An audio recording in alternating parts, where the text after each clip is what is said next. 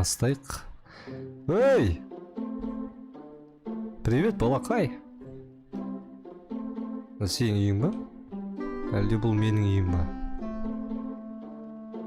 Мен сенің әкеңмін ба негізі? А? Не көзің бақырайып тұр? Бірінші рет көріп тұрсың ба не красавчикті? Сюрприз көп екен үйіңде, братишка. А чё, үйде ит бар ма не? Мияқта не бар? Мынау ит па или человек-паук па? Төбеге қарай неге өрмелеп кеткен? Жаным, кішкентай кімнің братишкасы? Жаным. Кешір, айналайын, ботақан. Ренжіме. Ренжіп қолдың ба не?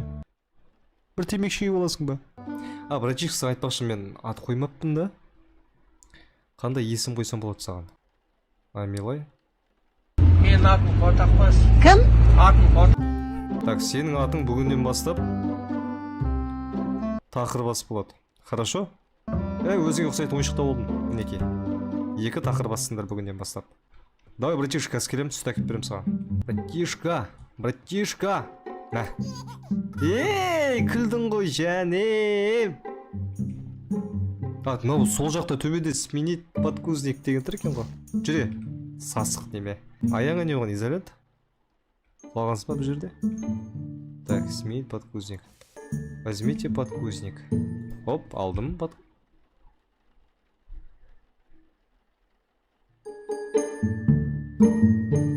Тақырбас? Тақырбас қайда?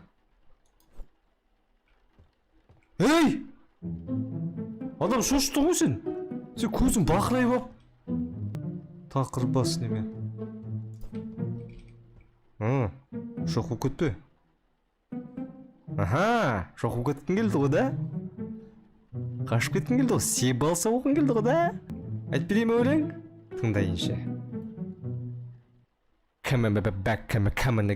Балақай, ренжіме саған ертек айту керек кем. Нодыр ғой міне.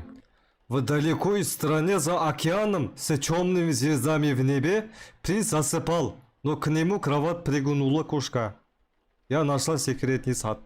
С удовольствием сказал кошка. Қалай, братиш, ертегіні... Ой, жаным, аузынан су ағып тұрып ұйықтап отыр ғой. Өзім сияқты ұйықтайды екенсің.